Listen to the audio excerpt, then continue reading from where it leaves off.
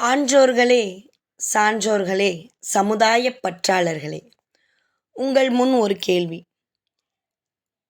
அனைத்து கட்சிகளிலும், தேசிய கட்சியாகட்டும், திராவிட கட்சிகளாகட்டும்,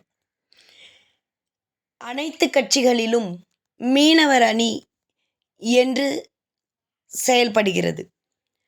கட்சி ரீதியான மீனவர் அணி கட்சியின் மேலிடம் என்ன சொல்கிறதோ, என்ன சிந்திக்கிறதோ அதனையே செயல்படுத்த முற்படுகிறது. எங்கேனும் ஓர் மீனவனுக்கென்று தனி உயர் பதவியோ அல்லது தனி தொகுதியோ உருவாக்கப்பட்டுள்ளதா என்றால் மிக பெரும் கேள்விக்குறிதான். ஒரு சில அரசியல்வாதிகள் கூறுவார்கள், ஏன் மீனவர்களுக்கு வாய்ப்பளிக்கப்படவில்லை? கொடுத்திருக்கிறார்கள்.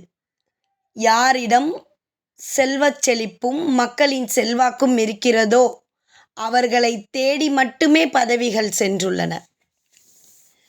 உண்மையான சமூக பற்றாளர்களுக்கோ சமூக சிந்தனையாளர்களுக்கோ இவ்வாய்ப்பு வழங்கப்பட்டுள்ளதா என்றால் இல்லை என்பதுதான் நம் பதிலாக இருக்கும்.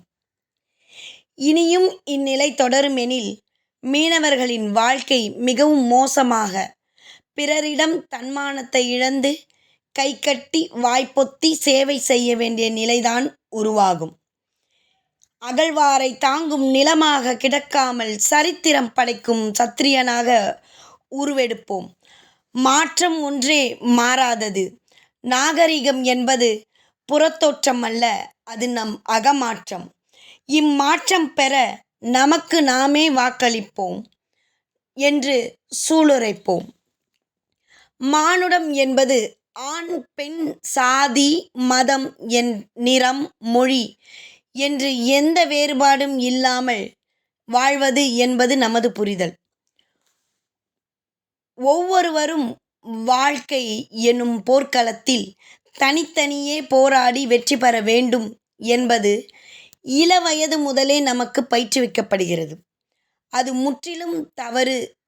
எல்லோரும் சேர்ந்து இணைந்து செயலாற்றி வெற்றி பெற்று இன்புற்று இருப்பதுதான் வாழ்வின் வெற்றி என இன்று முதலே கற்கத் தொடங்குவோம். வாழ்க்கையின் வெற்றியினை, நம் சமூகத்தின் வெற்றியினை நோக்கி நாம் பயணிக்க வேண்டுமெனில் நமக்கு நாமே வாக்களிப்போம். எனவே ஆதரிப்பீர். அகில இந்திய சிங்காரவேலர் முன்னேற்றக் கழகம் நமக்காக களத்தில் நம்முடன் நிற்கும் நம் கட்சி. நன்றி, வணக்கம்.